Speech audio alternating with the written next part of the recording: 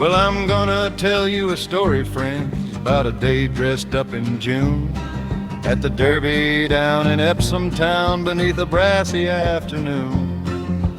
Bands were playing and hats were swaying, the gentry lined the rails, and the bookies sang like gospel men selling dreams in paper pails. Now the king had a horse named Anmer, sleek as a thundercloud, with a rider named Herbert Jones who could make a saddle proud. They'd polished up the bridle bright, they'd brushed his chestnut hide, said run him clean and run him straight, let the royal colors ride. And down below the grandstand stairs stood Emily Davison, with a ticket in her gloved up hand and a fire that wouldn't run. She'd been to jail and back again, fed by tube and force. She'd swallowed iron for women's rights and spit it at the course.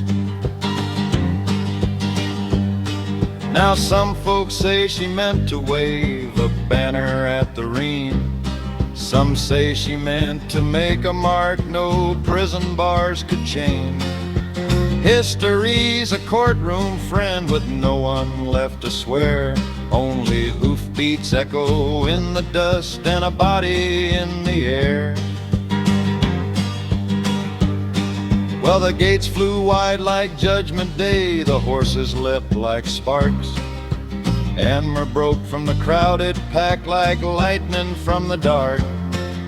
And Emily stepped from shadow's edge where the rail meets turf and sky. And time leaned back on its elbows then and let the moment cry. I ain't gonna tell it fast, my friends, 'cause the truth don't run on speed. There was silk and mane and flailing limb and a tangle born of need. And Anmer struck and stumbled hard, Herbert Jones was thrown, and the crowd went still as a churchyard bell when the trumpet lost its tone. Now in the short run, oh the short run, there was blood upon the green. Emily broken, breath undone, like a match that's burned too keen. 4 days later London wept under a black draped sun, and the papers screamed in ink and dap about what she had or hadn't done. And Herbert Jones, he carried home more than bruises on his skin. A rider knows the weight of fall that settles deep within. They say he never quite shook free of that June day's refrain, for every time a hoofbeat rang, he heard it call her name.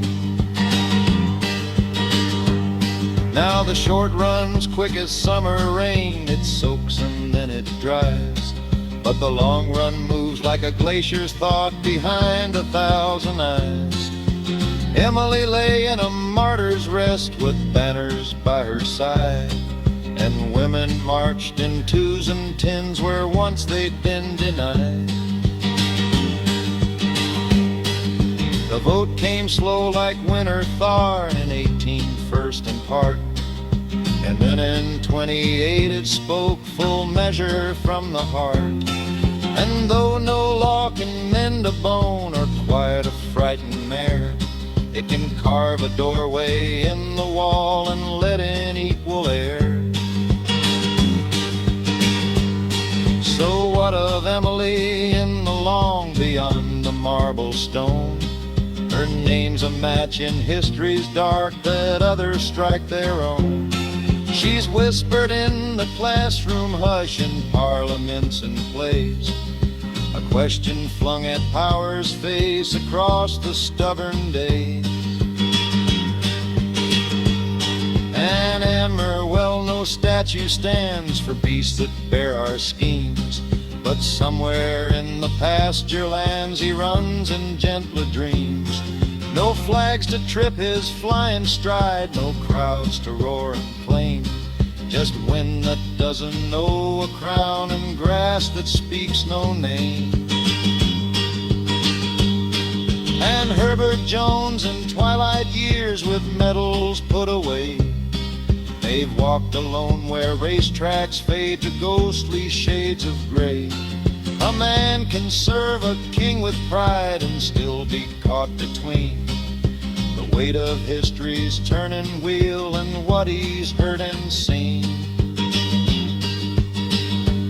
So I'm talking Epsom, talking June, talking Huff and Hand, talking how a single step can shake a careful land.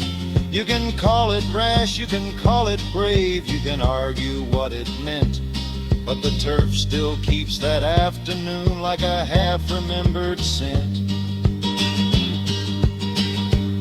And the blues ain't black and the blues ain't black, they're the color of the track, where a woman, a horse, and a rider fell and never quite came back.